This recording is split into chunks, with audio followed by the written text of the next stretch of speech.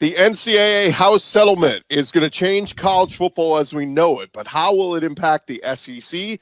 Time to get our SEC squad together. You're talking ball with the SEC squad, sponsored by GameTime. From Alabama to Tennessee, from Georgia to Oklahoma, from Auburn to Texas, it's the local experts of the Locked On Podcast Network bringing you scoops, breakdowns, and the most comprehensive preview of the upcoming SEC weekend. It's the SEC squad, and we have a seat for you. Hurt feelings and thin skin are prohibited. Squad up, you're part of the SEC squad. Welcome into the SEC squad. Sit back, grab your favorite beverage, and join us as we get you ready for another week of the offseason, talking all things college football. And we are, I believe, 70 days away-ish from the start of college football season, so we are getting there. And today's episode is brought to you by GameTime. Download the GameTime app today, create an account, use our code LOCKEDONCollege, and get $20 off your first purchase. So we welcome in our panel tonight. We've got Stephen Willis, host of Locked On Ole Miss, Corey Burton, host of Locked On Vandy, Clint Chamblin, host of Locked On Bulldogs, covering the Georgia Bulldogs. I always forget. I'm like, it says Dogs podcast. Dogs, I'm like Georgia, Bulldogs. yeah. Just search Locked On in Georgia and you'll find Clint. It'll come up. John Miller, Like locked on Mizzou, and Jimmy Stein, locked on Bama. And fellas, it was a monumental week, really, in college football. The news dropped on Friday. Talk about a Friday news dump. But we found out that the House settlement had officially been approved, and amateurism is dead. College football players will now be able to be paid by schools starting January 1st. And so kind of just want to kick it out to you guys. Overall reaction from that going down, as it was a monumental day in the world of college football as we know it. Well, Chris, go ahead, Steve. I spoke to Walker Jones from the Grove Collective at Ole Miss about this and how it directly affects them. Every school in the SEC has collectives, whether they want collectives in the SEC anymore or not. They still exist. And he basically said, other than amateurism dying and the fans probably being on the hook for more money through the institution and the collective, you're not really going to see that much more change. I think the question that we're going to have after this is at what level are fans continuing to financially support college football? I think that's the question at this point.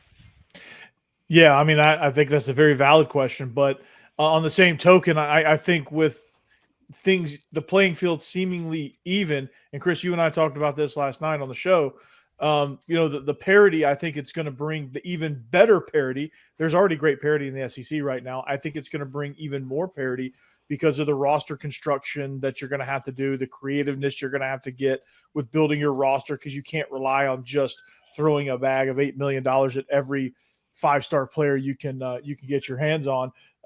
It's going to create some great roster movement, and it's going to create some really, really good football in the future. And I think this is the first step in the right direction to putting some guardrails on some of the things that have been plaguing college football the last few years.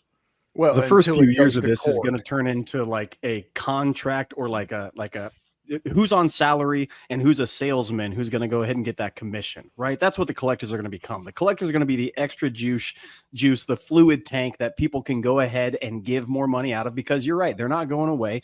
You're right. Boosters still want to give little perks to the top 10, top 25, top 50 players, and they're going to get those perks. And then you're going to have just a little bit of kind of salaried money out to these kids on the level, quote unquote, as the collectives coming in to supplement and give commissions to the best and the brightest athletes. So it is going to create a two-tiered system. I think this is the first block into a recipe that will eventually get us to a far more structured, far more salary cap, far more transparent aspect. But right now, as it's written, all it says is that colleges can pay kids. It doesn't have any restrictions on NIL, on the collectives. And that's the biggest piece that people are missing on this. Yes, colleges can pay people now. Great. $600 and above needs to be reported, but no one's telling the NIL collectives what to report. They can still go out all day long as long as it's name, image, likeness. They can still go ahead and do it because there's no restrictions on it. So it is a two-tiered system. First step in a long process. Well, I don't know if that's quite accurate, Clint. Correct me if I'm wrong, Gordy, but is there not a clearinghouse? Don't get me wrong. I'm incredibly skeptical of this supposed clearinghouse that's going to supposedly figure out what fair market value is. Of course, the idea being that, hey, we're not going to use NIL as an actual recruiting inducement anymore. This is just for, essentially, this is for people who are already there and, hey, here's some extra money to be a part of my car dealership or whatever. All of that's fine and dandy. The part I have a problem with, this clearinghouse notion, to me, that's where the Pollyannish takes in for me. Like, okay, so this is going to be a recruiting inducement, almost certainly, because this clearinghouse notion, who's going to be in charge of this? This is just, there's such a massive gulf between what Clint might think is a player's value, what I might think is a player's value, what the NCAA and this clearinghouse thinks is its value. To me, that's the most nebulous thing of all of this so far. Yeah, it's like arbitration in baseball a little bit, right? When you go to arbitration, which I'd be fine if everybody went to arbitration in baseball, kind of the same thing here. Who is the person that's giving that out? And without the clear guide rails outside of that's what I'm talking about, because it is nebulous. Real quick before we go to you, Jimmy, I did want to just add there was a piece in a CBS article that said they talked to one of the ACC execs, and then they basically said the clearinghouse said 90% of what NIL deals were last year would be approved under this new deal. Basically, if a company is giving you $300,000 and you're supposed to do an autograph signing and social posts and all that, that's still okay. But they said 70% of what the collectives were doing would not be okay anymore. So they're kind of outlawing, hey, fans, all give us your money. We're all going to pool it together and give it to this player. They're going, no. There's got to be some kind of business opportunity here. There's got to be something. And this is where all the collectives are going to pivot and try to figure out, okay, maybe I'll be your salesman. I'll go pitch you to NIL deals, but I get 10%, right? So this is how it's all going to kind of play out, I think. Go ahead, Jimmy.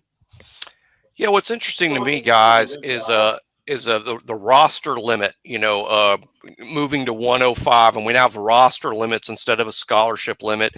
And now teams can have up to 105 players on scholarship. But I think what we're going to see with revenue share is the opposite happen. I think what we're going to see at Alabama and other places similarly situated is you have roughly $16, $17 million. The money's going to go to football rosters, but you don't have to pay all the players the same. If you're only paying 55 players, that 17 million goes a long way. If you're paying 105, it gets a little more thin. I think even though there's a max roster number now of 105, you're actually going to see rosters shrink because the fewer you have, the more you can pay them.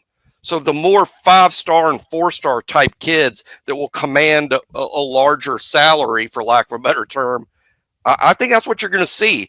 People think there's rosters are getting bigger. I think they're actually going to get smaller. You're right, Jimmy. That's a great take. Not only that, there's no rule that says 90% of the money has to go to football. What about Kentucky putting more money into basketball? Sure. What about Mississippi State going the college baseball route? That is actually real possible what's going on to where you see more baseball season for sure. Like, I apologize, John, Missouri had this year, because people just punt on college baseball and take that money and develop and put it in other places. I wish we would punt on college baseball. Shut it down. Please put it all into men's basketball and football. Well, it's really wild because that top. Go ahead. No, I was just going to say the top 10 players in the entire nation, right? Who's stopping Oregon State from saying, I'm going to spend $17 million of this on 2 players that we want to get football and then screw the rest. And then I'll take walk-ons or I'll take something else the rest of the way. I don't care. Vanderbilt all of a sudden says, great, I got $19 million to spend on 2 kids that I can go ahead and steal from the SEC. It's going to get them notoriety, and it's going to be like a Colorado situation, right? Colorado had this mass exodus of roster movement. You get 2 top guys. They are happy with it. Deion's still there. Everybody in Colorado thinks it's the best thing in the entire world. I don't, but they do. That's going to happen much more from here on out, I think, to Jimmy's point. What Jimmy said, will we get to a point where, like, if you're a 2 or 3 star and you want to go to a blue blood like a Georgia or an Alabama, I mean, it's almost old school. You're playing for a scholarship and books and housing and, the old school college football was. Yeah. Just because you play football doesn't mean you have to get a piece of the revenue share. Your revenue share could be zero or very nominal, a couple $100. You do have to be, under the new rules though, you do have to be on scholarship. However, football's had full scholarships for a long time. Under the new rules, a football player could actually be on partial scholarship now. So I think what you might have in an extremist world is almost two classes of players, about 55 guys who are really well paid and on full scholarship, and they're the show, and then 30, 40 guys who are on some version of scholarship with very little revenue share, who you might not typically find in the SEC in the past 10 or 15 years. You're kind of plucking these guys out of group of five in FCS situations that would rather get a shot at the big time, even if it means climbing up, from the bottom of the ladder. You could have a situation like that where it's, like I said, it's kind of two different classes of teams, almost like a varsity and a junior varsity. Or like 55 guys in a practice squad, if you will. That sounds kind of familiar, doesn't it? Oh, NFL model. No. I think the way this is going to go, the interesting thing to look at is Ahmad Hardy. That is the case study. You come from a rural high school in the boondocks of Mississippi, go to Louisiana Monroe, show out, transfer to Missouri, and get paid. I think that is the path for the mid-level players that were going to JUCO. I think it will be a boon to the lower G5 school.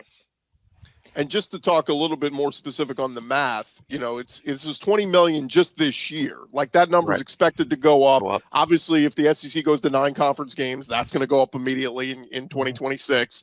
But the math that most of the people are estimating is your football team will get about 13 to 16 million. Some people will be on the low end, some people on the high end.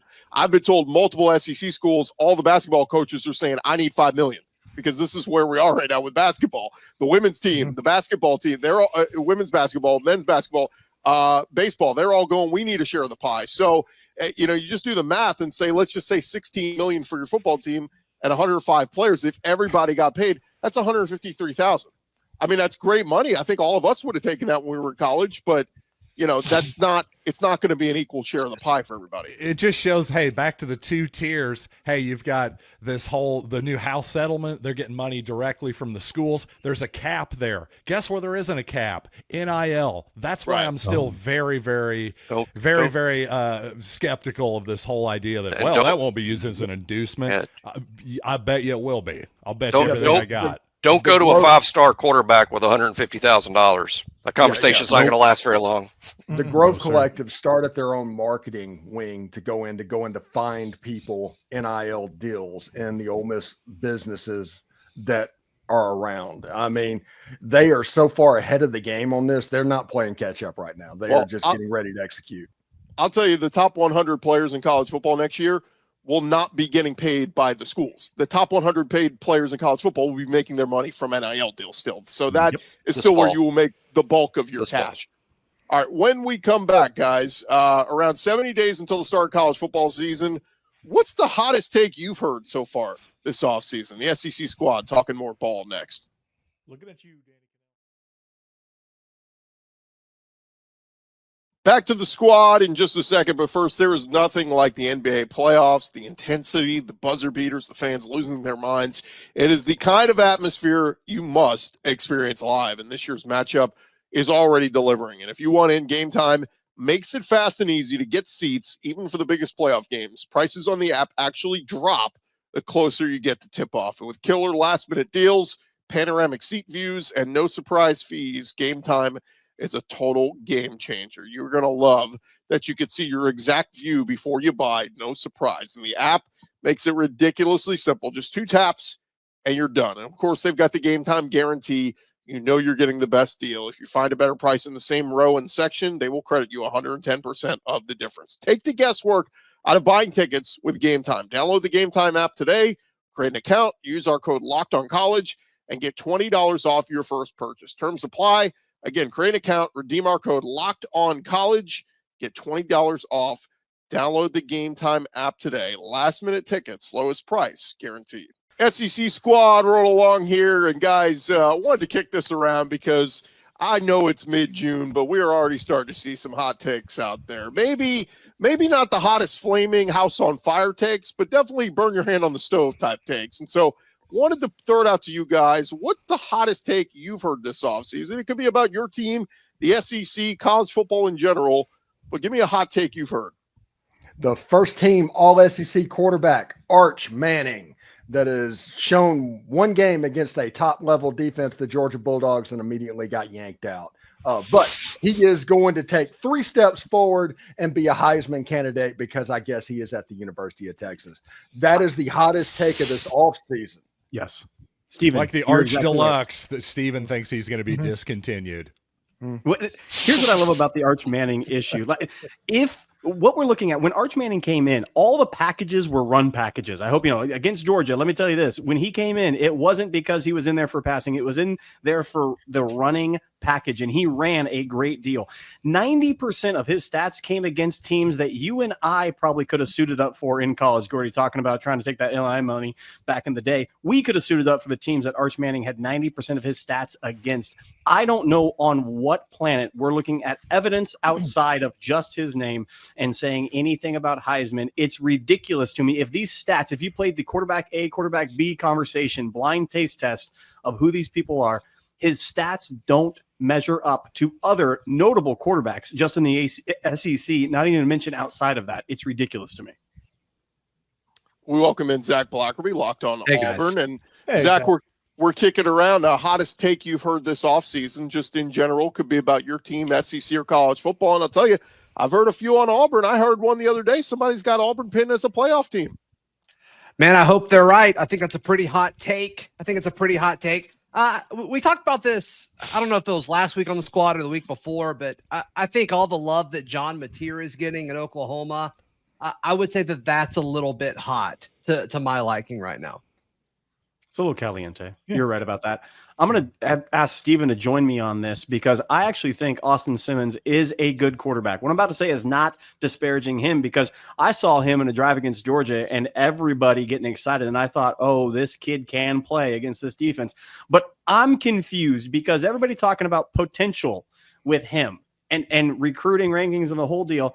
I have more statistical analysis of Gunnar Stockton against better quality teams. I have more evidence, more data points against better competition. And Gunnar Stockton is 12, 13, 14 ranked in the SEC, and Austin's 6, 7, 8, anywhere in that. Somebody make it make sense because Gunnar Stockton holds every record for Georgia high school football in the entire state. So recruiting's there. I have quantifiable evidence. He's a year ahead of Austin. Steven, help. What am I missing on this one? You are missing the playoff game and people trying to have hot takes going reactionary off of that. If it would have stopped at the Texas game to where Georgia won it, he would probably be a top 5 or top 6 quarterback in the SEC. But because he went into the playoffs and played Notre Dame and lost that game, all of a sudden he gets forgotten. That's just the news cycle that we're in. I don't agree with it. I think him and Austin deserve just as much pub as Arch and DJ Wagway personally. But it just doesn't work that way because people, they want a reactionary take based off of one game. That makes sense, Steven. Thank you. I was going to say, I got a hot take for you. It's that Ahmad Hardy might be the best running back in the SEC this year because, hey, this is not me saying it, by the way. This is PFF said, hey, best returning running back based on grades last year. Easy to say, hey, Louisiana Monroe, who the heck knows if that transfers? Also, who in the world is PFF actually sending to do grades for Louisiana Monroe? All fair points. The point is, how will this translate? I'm really excited to find out because not only is Ahmad Hardy a country boy, a horseman, a fisherman, the guy's also a dancer, too, in the hip-hop mold, a man of multitudes. I can't wait to see what he looks like. Yeah, they came to Auburn last year, and the whole game, it was like he was their whole team. He was everything, and he's a solid player. He was one of my favorite guys in the transfer portal. He visited a bunch of, elite places that were definitely willing to shell out the NIL funds for his service. I love that take, John. I think that's a great take by you. That's not a very hot take. It's actually kind of a cold take. I'm not hearing anybody else say it, but I agree. And if you look at what the running backs I haven't heard anybody disagree with me. That's the part I like. Yeah, Good if you look player. at what the running backs have done since Drink has been there at Mizzou, I mean, they've all been productive. So they've done that. One I saw earlier today, guys. One of the publications has Vanderbilt to finish second to last in the SEC, just ahead of Mississippi State. And I just think that's a little. I mean, like, are we forgetting they went 7-6 last year? And I mean, like Diego Pavia, they're just going to lose. They're going to lose, 8 games this year. I just find it a little bit hard to believe. Chris, the book is out on Diego Pavia, and he's done. He's cooked. He's toast. He might as well retire. And I that was the hot take I was going to bring to the table. I totally agree with Corey, and to the point where people think Taylon Green is better than Diego Pavia. Did you guys actually watch the games last year, or are we just looking at counting stats? This isn't fantasy football. Give me somebody who can actually put points on the board, move the chains, and not turn the ball over at the worst possible time. Give me Diego Pavia, a guy who very well could have beaten my Missouri Tigers, a guy who hung in there against the Texas Longhorns. Heck, Vanderbilt could have had a better season, honestly, in a different world. I mean, John, they would have gotten a different bowl matchup, but if they don't have the absolute whatever you want to call it against Georgia State, and they don't doink the field goal in double overtime, they're looking at 8 regular season wins with the possibility of a 9th win in a bowl game if nothing else changes. I got a weird question for my hot take, and my question will give you my answer. How many people are not thinking Florida has a chance to make the college football playoff this year? Like 0% chance Florida makes a college football playoff this year. That schedule is just brutal. I mean, to me, it's almost the schedule more than what they're putting on the field. I mean, I don't know that anybody is going to do better than 9-3 against the schedule. They have a run of 4 games that is absolutely murder back. They got road games. It's ridiculous. But my hot take is I'm picking Florida. If I had to make a bet to make the college football playoff based on juice, I'm picking Florida. They got DJ Lagway, a running game that is fantastic, a defense that's improved every single year. I hate Florida with all of my passion, but I'm here to tell you, Florida has a legit shot at making a college football playoff, and I'm not being tongue-in-cheek with that. My question is, can they make it if they go 9-3? Can Florida make the playoff if they go 9-3? With that record, I think they'll have a resume to say, hey, we deserve it. Will it happen? I'm not sure, but I think they'll definitely have a case. On the Florida note, I also think it's interesting that there's not a whole lot of chatter about DJ Lagway's health. Like, that's just not being. He has to lose discussed. The directions to the training room. Two things on Florida real quick. I saw the latest list of Manning Passing Academy attendees, and I think there's only 3 or 4 SEC guys not going right now, and one of them is DJ Lagway, and that's just a little surprising because Anthony Richardson's gone before, and so that makes you wonder, is that shoulder it's not healthy? And the other part is, I'll go the opposite of Clint. Clint's going Florida as the playoff team. I'm going Napier fired by midseason.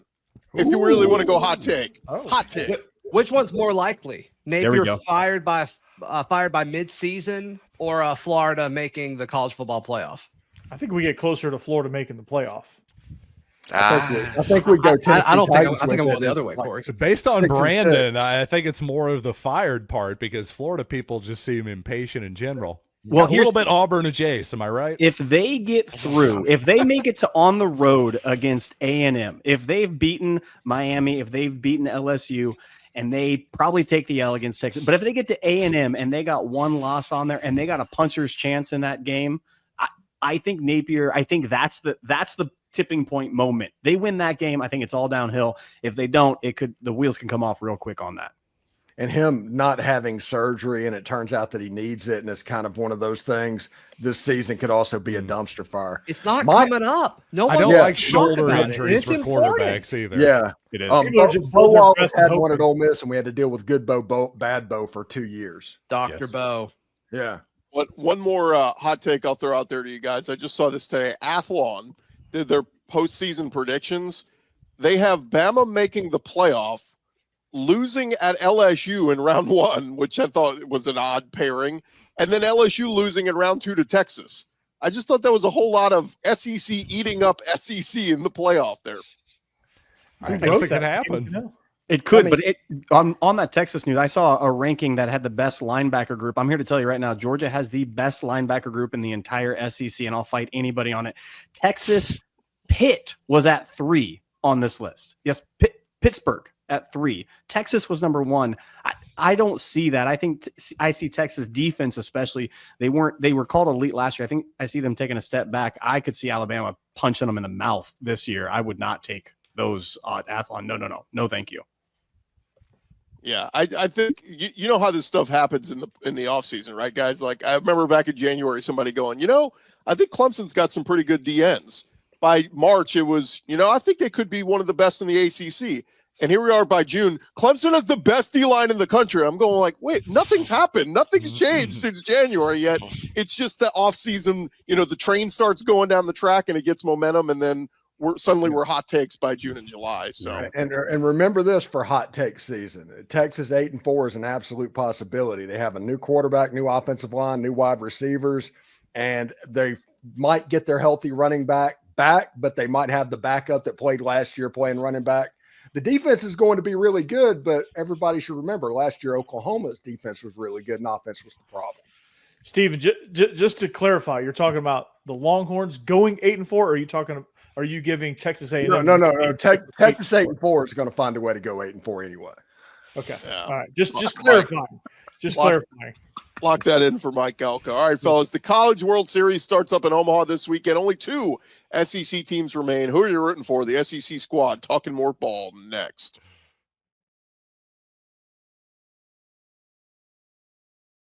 Final segment here on the SEC squad. And guys, the College World Series starts up in Omaha this weekend.